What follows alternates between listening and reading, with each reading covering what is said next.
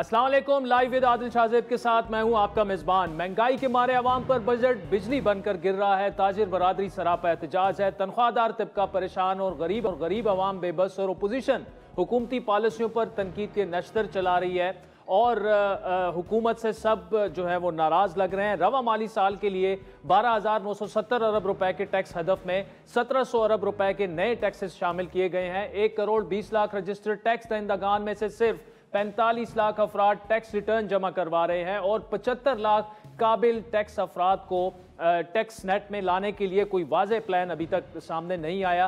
Track and trace system पर कोई हिकमत अमली सामने नहीं आई, यानी पहले से ही टैक्स देने वाले मजीद टैक्सेस की चक्की में पिसेंगे, जबकि इनकम टैक्स ऑर्डिनेंस के सेक्शन 236C में तरमीम करते हुए गैर मनकूला जायदाद की फरोख्त या मुंतकिली पर आयद एडवांस टैक्स से शुहदा के लवाकिन के साथ साथ रिटायर्ड और हाजिर सर्विस, वफाकी व सूबाई सिविल मुलाजमीन, आर्म फोर्सेस के रिटायर्ड हाजिर अफसरान, उन मुलाजमीन को इस्तिस्ना दे दिया गया है। इसी तरह जंग में जख्मी होने वाले आर्म फोर्सेस और सिविल मुलाजमीन को भी गैर मनकूला जायदाद की फरोख्त या मुंतकली पर टैक्स इस्तिस्ना दिया गया है। नए माली साल में 443 अरब रुपए के इनकम टैक्स और 224 अरब रुपए के पर्सनल इनकम टैक्स में इजाफा किया गया है। सेल्स टैक्स 485 अरब रुपए तक पहुंच चुका है। फेडरल एक्साइज ड्यूटी 289 अरब रुपए और इसी तरह एक्ट में 70 अरब रुपए के कस्टम ड्यूटी इकदाम का इतलाक हुआ है। बजट में जीएसटी छूट खत्म कर दी गई है।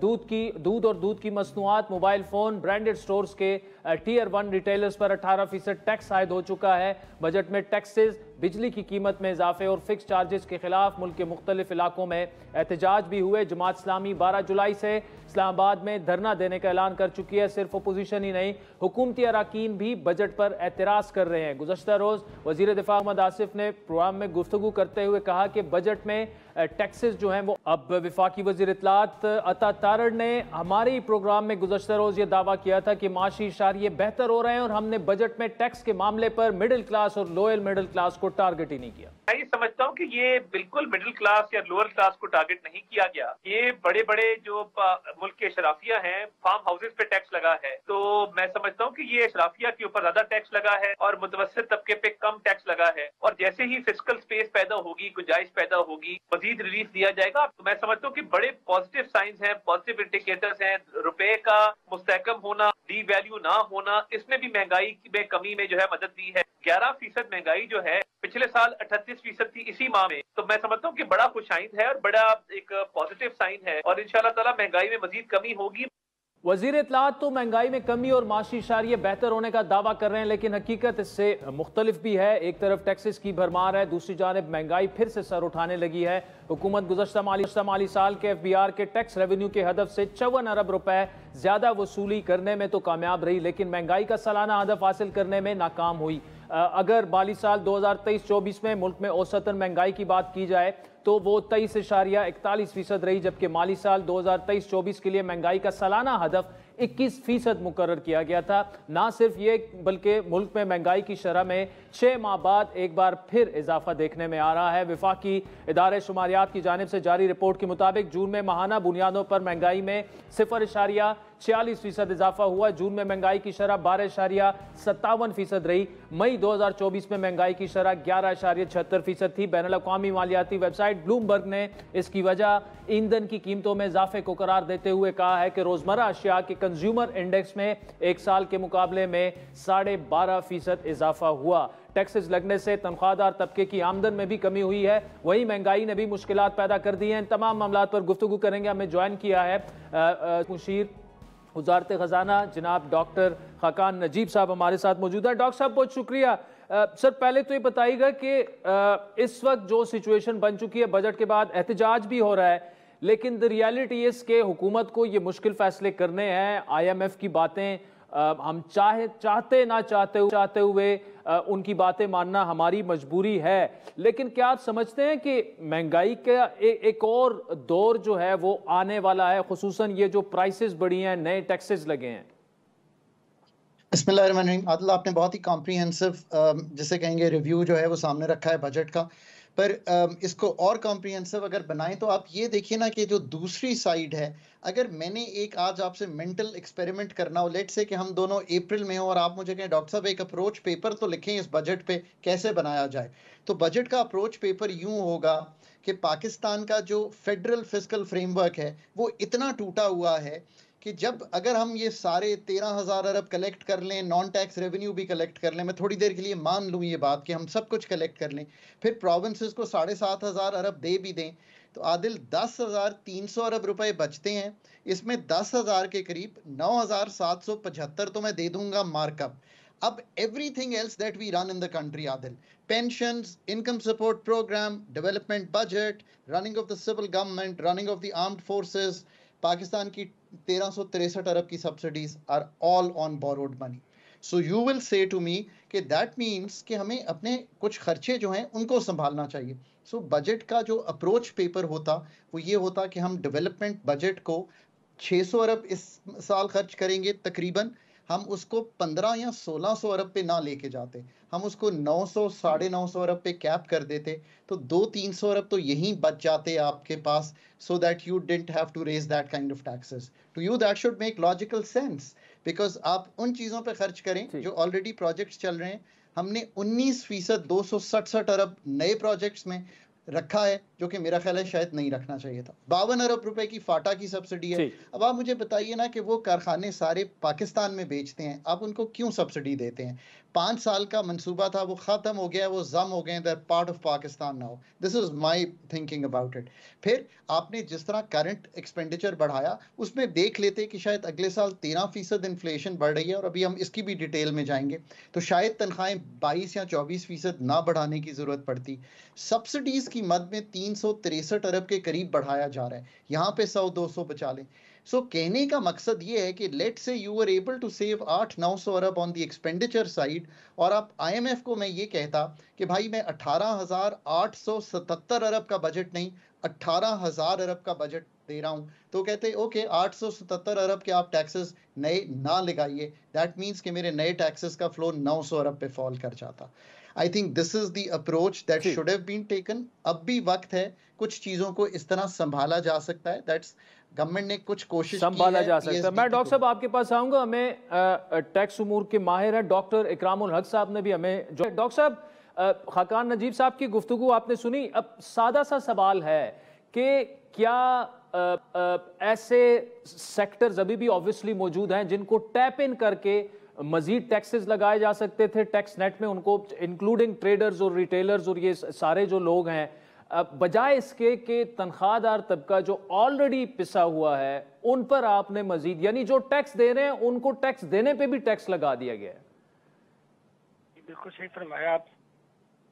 मतलब ये है कि यहाँ है, मगर ये होने का मतलब ये है सबसे कम टैक्स इकट्ठा कर परफॉर्मेंस है हमारे टैक्स, और उसकी बड़ी वजह दो तो जो आपने फरमाया है वो अपने ग्रोथ है उस टैक्स नहीं देते, जिसमें डॉक्टर साहब से हम तफसीली इस पर टैक्स वाले पर आंसर लेंगे वंस इस audio is fixed.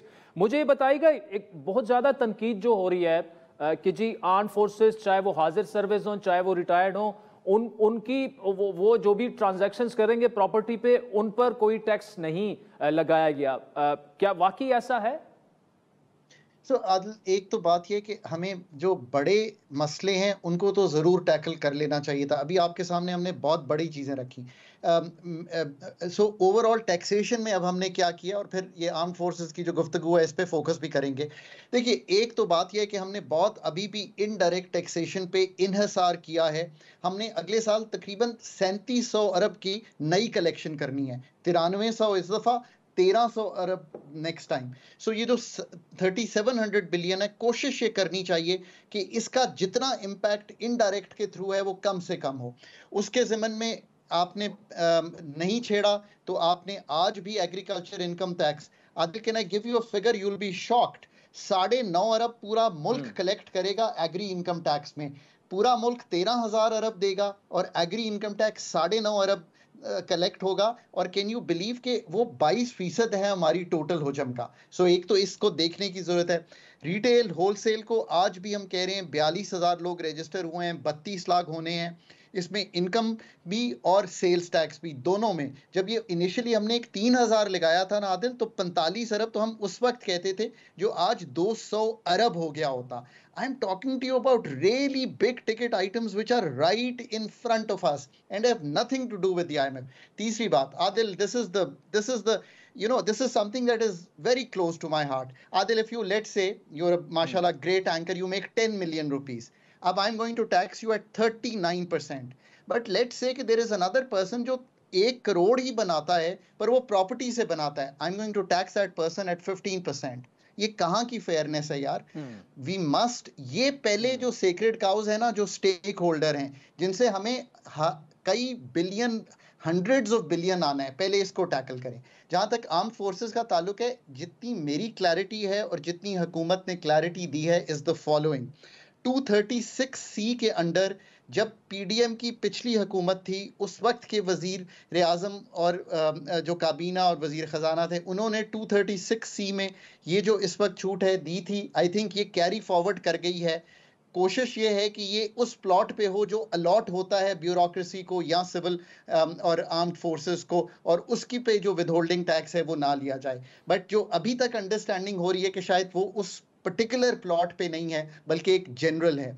So I think that is where the government stands. Government को खुद इसको क्लैरिफाई करना है, पर ये आई थिंक 2-3 साल से चली आ रही थी और अब भी कैरी हो रही है। पर लेट मी से समथिंग मोर ऑन टैक्सेशन। देखिए, दौर वो नहीं है कि आप पाकिस्तान को सेक्रेड काउज जो हैं, रिटेल होलसेल प्रॉपर्टी, इनको दिए रखें। फाटा पे 52 अरब है इस वक्त जो हमने दिया हुआ है, क्योंकि वरना तो दुनिया से ही पैसे मांगेंगे। डॉक्टर साहब, ठीक है, आपका पॉइंट आ गया। मैं आपके पास दोबारा तो डॉक्टर इकरामुल हक साहब प्लीज, अगर आप कंटिन्यू करें, आपसे वही सवाल, अगर आपका जवाब आप दे दें प्लीज। जी, मैं अर्ज कर रहा था कि जो अंडर परफॉर्मेंस है हमारे टैक्स सिस्टम की, उसमें एक तो बेस बहुत नैरो है और टैक्स रेट बहुत हाई है। इतने हाई रेट के ऊपर इतनी कम टैक्स शील्ड होना तो बहुत ही, यानी कि आप देखिए अफसोस की बात है।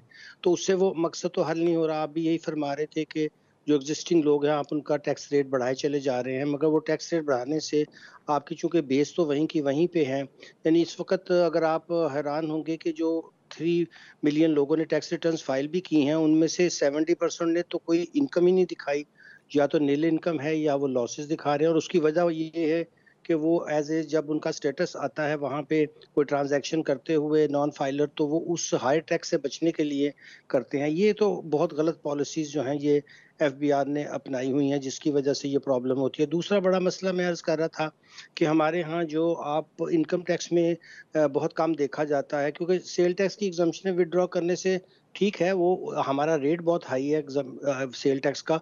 मेरा ख्याल में अगर लो रेट पे सारी चीज़ों पे टैक्स कर लें तो वो ज़्यादा पैसे आ जाएंगे, क्योंकि इफेक्टिव रेट फिर भी 5-6% है, बाकी सारा तो फिर एक रिफंड माफिया बना हुआ है। तो ये भी एक हमें स्ट्रक्चर रिफॉर्म करनी चाहिए थी कि अभी आप देखें 3,28,000 लोग सिर्फ सेल टैक्स में रजिस्टर्ड हैं पूरे पाकिस्तान में, जबकि हमारे कमर्शियल जो इस वक्त इलेक्ट्रिसिटी के ही कनेक्शंस हैं वही 6 मिलियन के अब करीब पहुंच चुके हुए हैं। तो ये तो बड़ी अफसोसनाक बात है कि ये हम उनको रजिस्टर ही नहीं कर सके। उनमें से भी आप ये देख लीजिए सिर्फ 40,000 के करीब कोई हमें टैक्स पे करते हैं, बाकी सारे रिफंड्स क्लेम करते हैं या नील की रिटर्न्स फाइल करते हैं। ये तो एक बहुत ही, यानी कि अगर आप कहें तो अंग्रेजी में हमसे शेमफुल सिचुएशन कह सकते हैं कि इतना बड़ा अदारा है और वो सेल टैक्स में आज तक सिर्फ 3,28,000 लोगों को रजिस्टर कर सका है। और सबसे बड़ा इनकम टैक्स में मसला क्या है कि वहाँ पे एग्जम्पशंस हैं सारे की सारी मराद याफ्ता लोगों को। अब एक जज साहब जो हैं, मिसाल के तौर पर वो 10 लाख सैलरी भी ले रहे हैं, साथ में 10 लाख जुडिशियल अलाउंस भी एग्जम्प्ट है। फिर जितने हमारे ब्यूरोक्रेट्स हैं उनके जितने काइंड्स में और उनके जो अलाउंसेस हैं उनको हमने माफ कर रखा है, और वो भी तो फंड टैक्स पेयर मनी से हो रहे हैं। आप इनको मोनेटाइज सैलरी देकर सबका टैक्स कर लीजिए, जब आप उनको भी इसी इफेक्टिव रेट पे टैक्स कर लेंगे तो आपको काफी फायदा होगा। मेरे हिसाब से तो 2,000 अरब की आराम के साथ हम इनकम टैक्स एक्सपेंडिचर में से फिस्कल स्पेस निकाल सकते थे, तो वो भी हम नहीं निकालते हैं। जब हमें स्ट्रक्चर रिफॉर्म्स करने के लिए कहता है IMF के भाई आप कीजिए, ताकि आपका ये जो अंडर परफॉर्मेंस है आपकी टैक्स में, मिसाल के तौर पर अब सर्विसेज पे सेल टैक्स लगा रहे हैं सूबे और गुड्स पे लगा रहे हैं, ये इनका आपस में कोई राब्ता नहीं, ना वो सही टैक्स कलेक्ट कर रहे हैं ऑन सर्विसेज, ना ये सही टैक्स कलेक्ट कर रहे हैं गुड्स पे। हर एक हमारे टैक्स के अंदर 50 से 60% का टैक्स गैप है, और ये वो स्टडीज हैं जो एम्पिरिकली एस्टेब्लिश्ड हैं। ना हम गैप पूरा कर पा रहे हैं, और इसका नतीजा जो निकल रहा है वो इकोनॉमी के लिए बड़ा डिजास्टर है कि एक तो हमारा फिस्कल डेफिसिट बढ़ता जा रहा है, और दूसरा हायर टैक्सेस की वजह से हम एक लो ग्रोथ ट्रैप में फंस के रह गए हैं। अगर हमने सारा पैसा सिर्फ इसलिए इकट्ठा करना है कि एंड पे 9.7 ट्रिलियन हमने सूद में दे देना है, तो जो एक्सपेंसिव लोन पड़े हैं उनको भी स्वैप करने का हमारा कोई प्लान नहीं है। जो डेट मैनेजमेंट की कोई पॉलिसी, कोई एक ऑफिस बना रखा है, उसका क्या काम है सिवाय साल में एक रिपोर्ट निकालने की? डेट मैनेजमेंट ऑफिस का काम तो ये था कि वो डेट को नीचे लाता जहाँ पे हमें लो रेट पे टैक्स।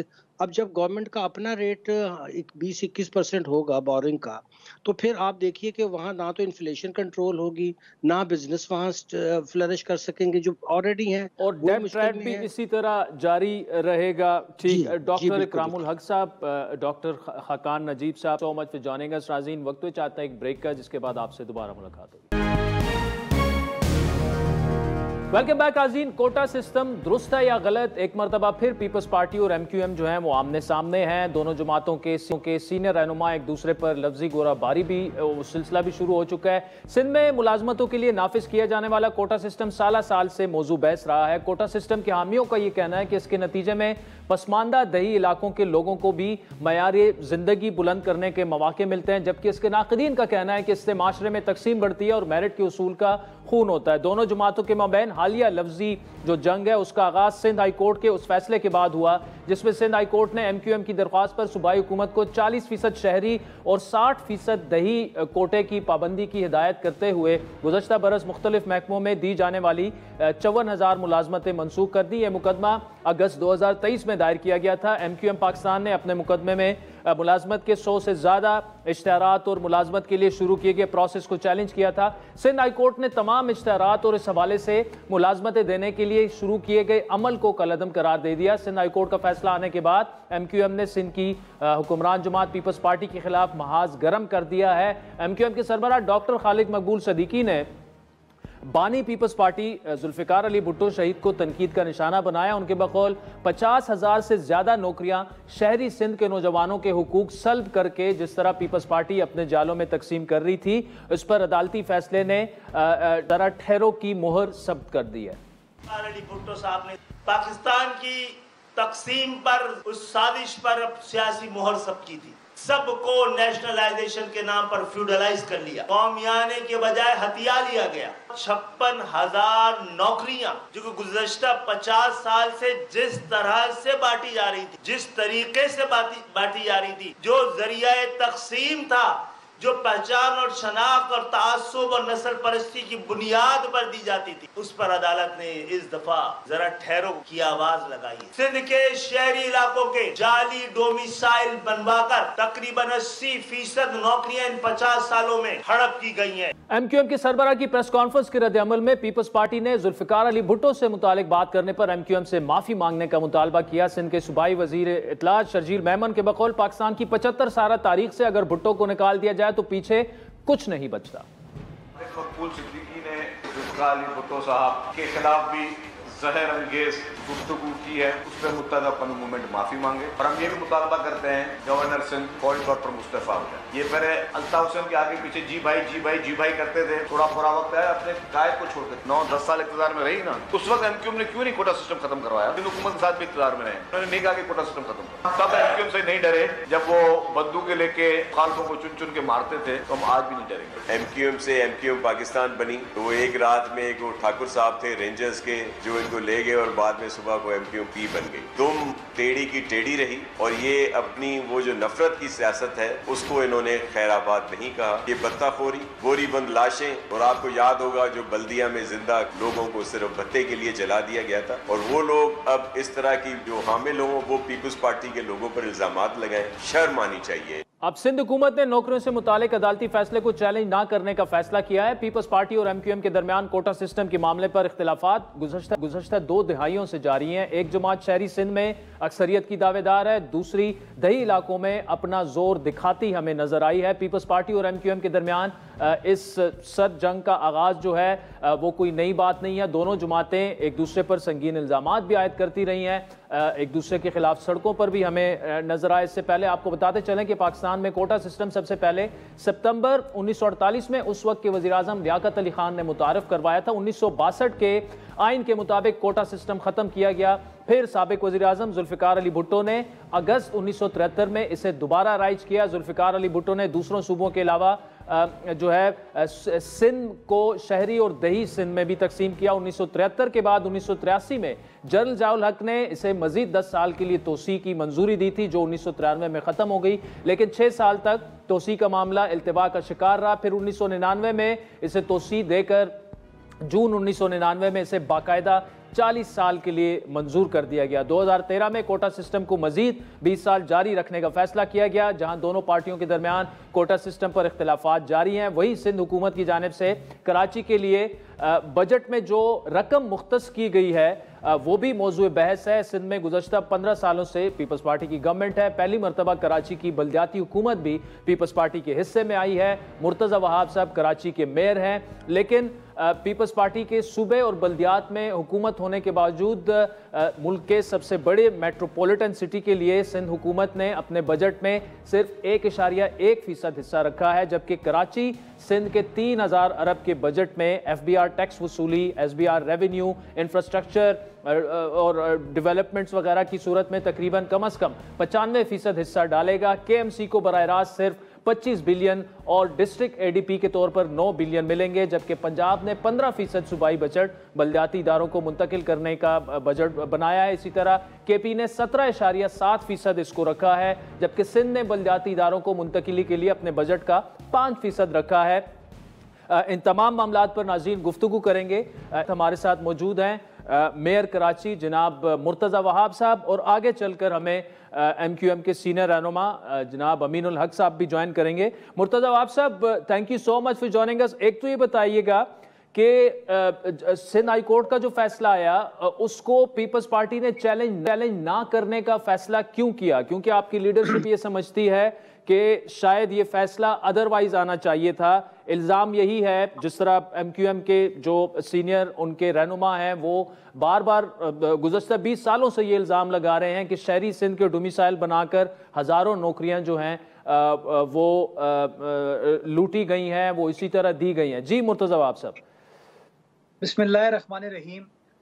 आदिल, बदकिस्मती के साथ मुत्तहदा कौमी मूवमेंट की लीडरशिप ने ना खुद पढ़ने लिखने को तरजीह दी और ना कराची वालों को पढ़ने लिखने की तरफ राग़िब किया।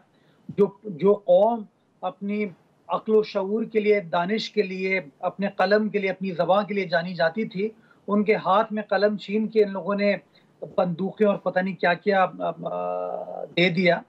अगर उन्होंने फैसला पढ़ा होता तो शायद इतनी बड़ी आप तमहीद नहीं बांधते। अगर आप फैसला पढ़ें तो फैसला है बाय कंसेंट, यानी कि सिंध हुकूमत ने इस इशू को कंटेस्ट ही नहीं किया। और जब कोई फैसला बाय कंसेंट होता है तो उसकी अपील किसी भी एपीलेट फोरम के अंदर नहीं की जा सकती।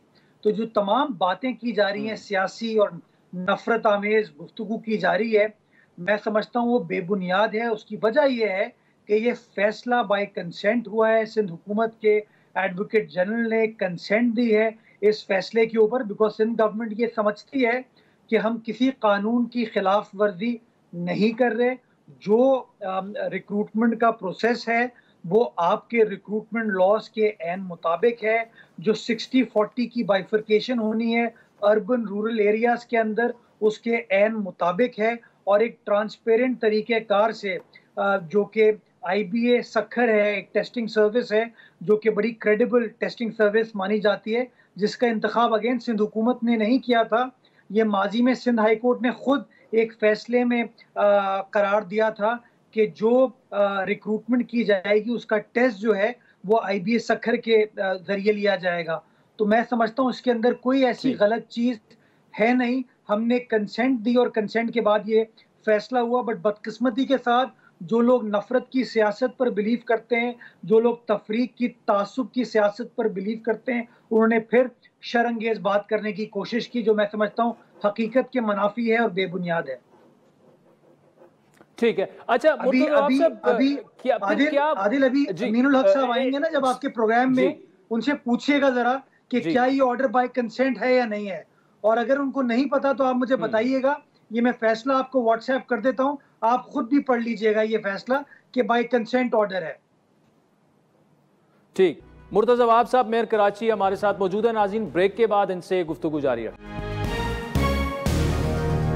वेलकम बैक नाज़रीन, मेयर कराची मुर्तजा वहाब साहब हमारे साथ मौजूद हैं। अच्छा, मुझे मुर्तजा साहब ये बताइएगा कि आपकी बात मान ली ऑर्डर बाय कंसेंट है, लेकिन MQM को क्यों इतना गुस्सा आया कि वो जुल्फिकार अली भुट्टो तक चले गए कि जी उन्होंने जो है वो मुल्क की तकसीम पर महर सब की थी, और मतलब ऐसी तो आप MQM के साथ उठते बैठते भी हैं, बल्कि दोनों जमातें अगर आप पीछे कोई भी हट जाए तो वफाकी हुकूमत तो चल ही नहीं पाएगी। सो इन सर्टन वे आप इत्तेहादी भी हैं तकरीबन हुकूमत में भी, तो क्या वजह है इसके पीछे? क्या ये फैसला है या कोई और वजह भी आपको नजर आ रही? देखिए आदिल, मैं समझता हूँ MQM की जो पॉलिटिक्स है, उनकी जो सियासत है, वो है ये तासुब पर मबनी, ये है शरंगेज गुफ्तगू करना। अब शहर में वो बदमाशी तो हो नहीं पाती है, वो हड़तालें तो हो नहीं पाती हैं, वो खौफ और की जो फिजा एक 25-30 साल कराची शहर में रही, अब वो तो है नहीं। तो MQM यही तासुब का कार्ड बार बार खेलती है। मैं बड़ा सादा से सवाल पूछना चाहूँगा, अगर पीपल्स पार्टी इतनी बुरी थी, अगर शहीद जुल्फिकार अली भुट्टो इतने बुरे थे, तो 1988 के अंदर मुत्तहदा कौमी मूवमेंट ने क्यों पाकिस्तान पीपल्स पार्टी का साथ दिया था हुकूमत बनाने के लिए? अगर हम इतने बुरे थे तो 2008 से 13 तक हमारे साथ ये वफाक में और सूबों में क्यों बैठे थे, और उसमें वफाकी हुकूमत के अंदर भी वजारतें ली थी, सूबाई हुकूमत में भी वजारतें ली थी, गवर्नर जो थे इनके वो उस ओहदे पर फाइज रहे। अगर हम इतने बुरे थे तो 2021 वोट ऑफ नो कॉन्फिडेंस के टाइम पर इन्होंने पाकिस्तान पीपल्स पार्टी के साथ क्यों मुआहिदा किया था वोट ऑफ नो कॉन्फिडेंस के हवाले से, पावर शेयरिंग के हवाले से? अच्छा मुर्तजा साहब, मुझे एक शॉर्ट, गवर्नर सिंध से इस्तीफा मांगा गया है आपकी पार्टी की जानिब से। जरदारी साहब प्रेसिडेंट हैं, शहबाज शरीफ साहब जो हैं वो आपके अहम इत्तेहादी हैं, वो प्राइम मिनिस्टर है। गवर्नर तो आप 2 दिनों में चेंज कर सकते हैं, तो चलें फिर चेंज करवा देंगे, तो हमारा काम है, कर लेंगे। नहीं मतलब आप क्यों, मैं सवाल यही है ना कि क्यों उनसे क्यों इस्तीफा मांग रहे हैं? आप तो खुद ही करवा सकते हैं, तो why not go ahead with this decision कि आप गवर्नर खुद? देखिए मुझे नहीं पता कि शर्जील मेमन साहब ने किस कॉन्टेक्स्ट में ये कहा, लेकिन जहां तक मेरी इत्तलात हैं वो ये है कि जब 2024 के इंतखाबात के बाद मुआहिदा हुआ था पाकिस्तान पीपल्स पार्टी का और मुस्लिम लीग नवाज का, उस मुआहिदे में ये तय पाया था कि जो चारों गवर्नर्स होंगे वो किस तरीके से उनका फैसला किया जाएगा। फैसला ये हुआ कि पंजाब के अंदर खैबर पख्तूनख्वा के अंदर पाकिस्तान पीपल्स पार्टी का नॉमिनी होगा, और बलूचिस्तान के अंदर और सूबा सिंध के अंदर नून लीग का नॉमिनी होगा। तो मैं समझता हूँ कि उस मुआहिदे के तहत वैसे ही नून लीग का गवर्नर आना है, और मैं पहले भी ये बात कर चुका हूँ कि मेरे ख्याल में ये फैसला अनकरीब कर लिया जाएगा, ये इतना बड़ा कोई इशू नहीं है। ठीक है। अच्छा मुर्तजा साहब, एक जो और तनकीद हो रही है वो ये कि जी, और मैंने अपने वो मेंशन भी किए फिगर्स भी, कि बल्दियाती जो इदारे हैं सिंध ने क्यों इतना बजट कंपेयर, अगर आप कंपैरिजन करें KP और पंजाब का, और खुसूसन कराची को जो है मतलब अगर 1% बजट जाएगा, आप खुद मेयर कराची हैं, क्या आप समझते हैं कि ये बजट 1.1% से ज्यादा होना चाहिए? 95% जो टैक्स कलेक्शन और रेवेन्यू कलेक्शन है सारा उस शहर से होता है जिसके आप मेयर हैं। अच्छा देखिए, नंबर्स गलत कोट किए जा रहे हैं। ये जितने भी अल्लामा बैठे हैं ना, अच्छा, वो बड़ी बड़ी गुफ्तगू करते हैं, प्रेस कॉन्फ्रेंस करते हैं, ट्वीट करते हैं, ये एक्चुअली अगेन इनको वो तासुब का कार्ड खेलने का इतना शौक है कि वो अपनी रिसर्च नहीं कर पाते। मैं आपको मोटे मोटे फिगर्स कुछ बता दूं जिससे आपको अंदाजा हो जाएगा शहर कराची के अंदर सिंध हुकूमत क्या कर रही है। KMC के बजट को आप साइड में रखिए, सिंध सॉलिड वेस्ट जो हमारा कराची के 7 अजला के अंदर सैनिटेशन का काम करता है, उसका 28 अरब रुपए का बजट है जी। वो KMC के पास नहीं है, वो सॉलिड वेस्ट डिपार्टमेंट है जो कराची शहर के अंदर उस पैसे को खर्च करता है। ये जो पिछले दिनों आलाइशों का सारा प्रोसेस हुआ था, उठाया गया था, वो उसी इदारे ने किया था जिसका सरबरा मेयर कराची होता है। दूसरा मैं आपको बताऊं जिस अमाउंट का जिक्र इसके अंदर नहीं है कि K4 मंसूबे के तहत हमने 77 अरब रुपए कराची शहर की जो पानी की लाइंस हैं उनकी असर नौ रिप्लेसमेंट करनी है। रिप्लेसमेंट के बाद उस सड़क की असर नौ तामीर करनी है। उसके उस मंसूबे का इसके अंदर जिक्र नहीं है। तकरीबन 75 अरब रुपए और कराची शहर के जो सेवरेज के मसाइल हैं उनको हल करने के लिए हमने वर्ल्ड बैंक के ताउन के साथ एक प्रोजेक्ट है हमारा Karachi water sewerage services improvement project, उसके पैसे मुख्तस हैं। 12.5 अरब रुपए हब कनाल से एक हब डैम से एक नई वाटर कनाल लेके कराची शहर में लाया जाएगा जो कि 20 करोड़ गैलन पानी का इंफ्रास्ट्रक्चर प्रोवाइड करेगी कराची शहर को। 12.5 अरब रुपए हैं, किसी ने उसको पढ़ने की जहमत नहीं की, पढ़ना गवारा नहीं किया। सिंध हुकूमत रेड लाइन की मद में और येलो लाइन की मद में कराची शहर में अगले 2 सालों में 200 अरब रुपए खर्च करना जा रही है, किसी ने उसका जिक्र नहीं किया। जो कराची शहर के अंदर मलीर एक्सप्रेसवे इस वक्त बन रहा है जिसकी कॉस्ट 55 अरब रुपए है, वो कौन बेयर कर रहा है पब्लिक प्राइवेट पार्टनरशिप के ऊपर? वो सिंध गवर्नमेंट उस प्रोजेक्ट को स्पेयर हेड कर रही है। जो शहर कराची के अंदर इस वक्त जिस डिस्ट्रिक्ट सेंट्रल की एमक्यूएम सियासत करती है, बात करती है, उस डिस्ट्रिक्ट सेंट्रल के अंदर अगर मीना बाजार के ऊपर अंडरपास बन रहा है तो वो पाकिस्तान पीपल्स पार्टी की सिंध हुकूमत बना रही है जिसकी कॉस्ट है 2 अरब रुपए।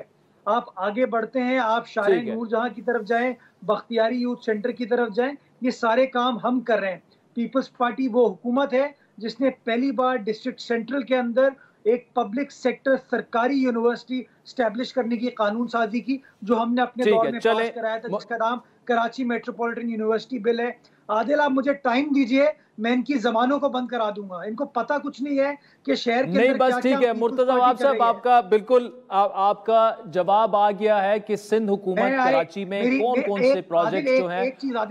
एक चीज मैं प्लीज एम्फसाइज करना चाहता हूँ और इसको काटिएगा नहीं। कराची शहर 70% पाकिस्तान का रेवेन्यू देता है। इनकम टैक्स, सेल्स टैक्स ना सिंध हुकूमत के पास जाती है ना केएमसी के पास जाती है। मैं सवाल पूछना चाहूंगा, ये लोग वफाकी हुकूमत का हिस्सा हैं, इत्तेहादी नहीं है, वफाकी हुकूमत का हिस्सा है। खालिद मकबूल सिद्दीकी साहब वफाकी काबीना में बैठते हैं। मैं इनसे पूछना चाहूंगा कराची शहर के लिए बजट के अंदर कितने तरक्याती मंसूबों को वफाकी हुकूमत ने अप्रूव किया है? मेरा शहर आपको इनकम टैक्स की मद में, सेल्स टैक्स की मद में, तमाम ड्यूटीज की मद में अरबों करोड़ों रुपए कमा के देता है। वफाकी हुकूमत इस शहर के अंदर पैसे इन्वेस्ट कर नहीं रही है और आप खामोश बैठे रहते हैं। मेरी सियासी जमात सिंध हुकूमत के जरिए, केएमसी के जरिए काम कर रही है एंड वी स्टैंड कमिटेड इंशाल्लाह कि इन 4 सालों के अंदर आपको कराची शहर के अंदर हकीकी तब्दीली नजर आएगी और एक सस्टेनेबल डिफरेंस कराची वालों को। ठीक है, चले मुर्तजा वहाब साहब, बहुत बहुत शुक्रिया, इसीलिए आपने जवाबात दिए। नाज़रीन, वक्त चाहते हैं एक ब्रेक का, जिसके बाद एमक्यूएम के सीनियर रहनुमा अमीनुल हक साहब से कुछ जवाबात लेंगे हमारे साथ। वेलकम बैक नाज़रीन। ब्रेक से पहले मेयर कराची मुर्तजा वहाब की तफसीली गुफ्तगू आपने सुनी। इस वक्त एमक्यूएम के सीनियर रहनुमा अमीनुल हक साहब हमारे साथ मौजूद है। अमीनुल हक साहब, कोटा सिस्टम का मामला नया नहीं है, कंट्रोवर्सी, इससे पहले आप मुख्तलिफ हुकूमतों में भी शामिल रहे, तो उस वक्त आप कोटा सिस्टम आपने क्यों ख़त्म करवाने के लिए किरदार नहीं अदा किया? मेरा ख्याल है कि कोटा सिस्टम से पहले पूरी बैकग्राउंड मालूमात ले लें। ये गालिबा 1973 में जब 73 का आइन बन रहा था, उस वक्त ये कोटा सिस्टम नाफिज किया गया था और ये सिर्फ नाफिज किया गया था।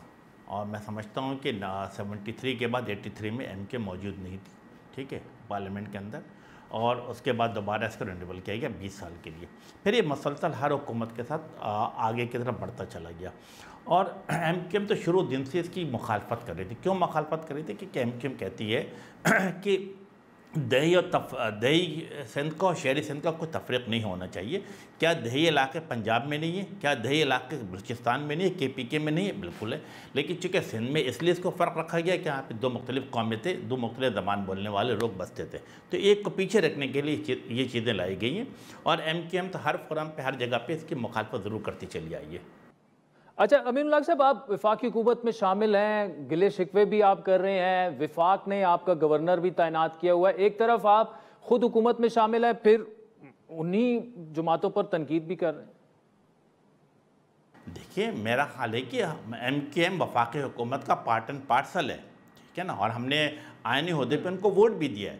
तो एमकेएम क्या कह रही है? अगर इस शहर के अंदर कराची के नौजवानों को, हैदराबाद के नौजवानों को नौकरी नहीं दी जाएगी तो एमकेएम तो वफाक से मुतालबा करेगी। क्यों? क्योंकि एमकेएम का नुमाइंदा 80% ऑफ द मैंडेट कराची के, हैदराबाद के 100% मैंडेट एमकेएम के पास है। होना क्या चाहिए था? हम इसलिए वफाक से मुतालबा करते हैं कि 18वीं तरमीम के बाद जो जिम्मेदारी सूबाई हुकूमत की बनती थी, मसलन पानी देने की जिम्मेदारी किसकी है? सूबाई हुकूमत की। लेकिन K4 का मनसूबा कौन मुकम्मल कर रहा? वफाकी हुकूमत।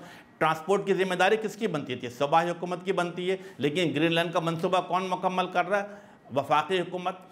लियारी एक्सप्रेसवे बनाने की जिम्मेदारी किसकी थी? सूबाई हुकूमत की। उन्होंने नहीं बनाया, फेडरल गवर्नमेंट ने बना के दिया।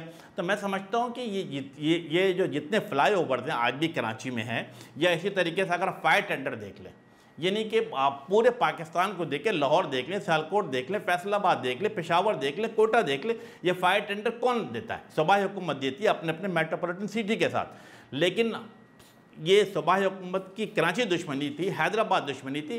कराची का फायर टेंडर तबाह बर्बाद के शिकार हो चुका था।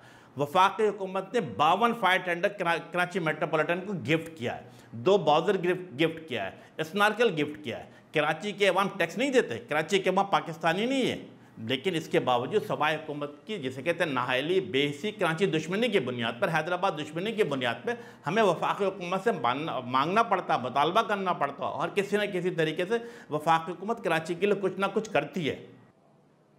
तो अमीन साहब, अगर आप कोटे की बात कर रहे हैं, दही इलाकों में वो सहूलियात मुयस्सर नहीं होती जो शहरों में होती हैं, तो ऐसे में मेरिट पर कोटे का फैसला कैसे हो सकता है? वहाँ महरूमियाँ तो ज़्यादा है ना। मेरा ख्याल है कि बहुत मुनासिब बात आपने की है। एमकेएम क्या कहते हैं कि अगर कोटे सिस्टम के बुनियाद पे किसान का बेटा, हारी का बेटा, मजदूर का बेटा आता है तो हम तो उसे वेलकम करेंगे। लेकिन हम क्या देखते हैं कि ये जागीरदारों का, सरदारों का, वडेरों का बेटा आकर के तालीम हासिल कर रहा था, यकीनन क्वेश्चन मार्क तो उठेगा ना। मेरा ख्याल इसीलिए एमकेएम मुतालबा करती है कि जो पाकिस्तान के दीगर सूबे हैं, पंजाब है, KPK, बलूचिस्तान है, जिस तरीके से मेरिट पे दाखिला दिया जाता है, मेरिट पे नौकरी दी जाती है, सलाहियत की बुनियाद पे दी जाती है, तो मेरा ख्याल इसी तरीके से मेरा ख्याल है तमाम सिंध में भी इसी तरीके कार को अपनाया जाए, ताकि लोगों के अंदर जैसे अदम तहफ़्फ़ुज़ का ख़त्म होगा और अंदर से दिल से उन्हें पाकिस्तानियत जो है और तेज़ी से। अच्छा, भुट्टो साहब को तनकीद का निशाना बनाने पर पीपल्स पार्टी ने एमक्यूएम से माफ़ी मांगने का मुतालबा किया और साथ ही गवर्नर सिंध से भी मुस्ताफ़ी होने का मुतालबा किया। देखिए, एमक्यूएम की सबसे बड़ी खूबी क्या रही है? एमक्यूएम हमेशा हक़ और सच के साथ खड़ी रही है। अगर एमक्यूएम ने यह बात कही है कि 1970 में जब इलेक्शन हुआ तो सबको, पूरे पाकिस्तान को पता है कि अवामी लीग भारी अक्सरियत से जीतती है। जुल्फ़िकार अली भुट्टो साहब ने क्या नारा लगाया? इधर हम उधर तुम का नारा लगाया। फिर आप तारीख गवाह है ना कि 3 फरवरी या 3 मार्च 1971 बांग्लादेश में जो उस वक्त ढाका हुआ करता था, इजलास बुलाया गया कौमी असम्बली का। भुट्टो साहब ने क्या ऐलान फरमाया कि मगरबी पाकिस्तान से कोई भी रहनुमा, उन्होंने धमकी किसको दी? शाह अहमद दुरानी साहब को दी, मुफ्ती महमूद साहब को दी, खान अब्दुल वली खान को दी। कोई भी रहनुमा अगर मगरबी पाकिस्तान से मशरक़ी पाकिस्तान जाएगा उसकी टांग तोड़ दी जाएगी। इसका मतलब क्या था कि आप जमहूरियत को तस्लीम नहीं कर रहे थे। फिर पूरे पाकिस्तान ने देखा, पहला सिविल मार्शल एडमिनिस्ट्रेटर कौन बना? भुट्टो साहब बने। उसके बाद लसानी फसादात किसके दौर में हुआ? पीपल्स पार्टी के दौर में हुआ। जुल्फ़िकार अली भुट्टो साहब के टैलेंटेड कज़न मुमताज़ भुट्टो साहब जो है वो सिंध के वज़ीर आला हुआ करते थे। क्या उस ज़माने में एमक्यूएम मौजूद थी? यकीनन एमक्यूएम मौजूद नहीं थी। लेकिन अगर सच बात करना, हक बात करना, आईना दिखाना क्या जुर्म है? नहीं, मेरा ख्याल है कि एमक्यूएम जो सच बात है, हक बात है, वो चीज़ें करती रहेगी। जहाँ तक दूसरी बात आपने की गवर्नर सिंध के हवाले से, मैं समझता हूँ गवर्नर सिंध साहब IT के हवाले से, समाजी खिदमत के हवाले से काफ़ी बेहतर काम कर रहे हैं। और गवर्नर सिंध के हवाले से सिंध हुकूमत का, सूबाई हुकूमत का कोई रोल नहीं है। उन्हें अपने हदूद में रहना चाहिए। ये फैसला वफाकी हुकूमत करेगी एमक्यूएम के साथ, किसको गवर्नर लगाना है, किसको नहीं लगाना और किसको कंटिन्यू करना है। अमीनुल हक साहब, thank you so much for joining us. नाज़रीन, आज के प्रोग्राम पर फीडबैक जरूर दीजिएगा। हमारा ट्विटर हैंडल है @आदिल शाहज़ेब। इजाज़त दीजिए।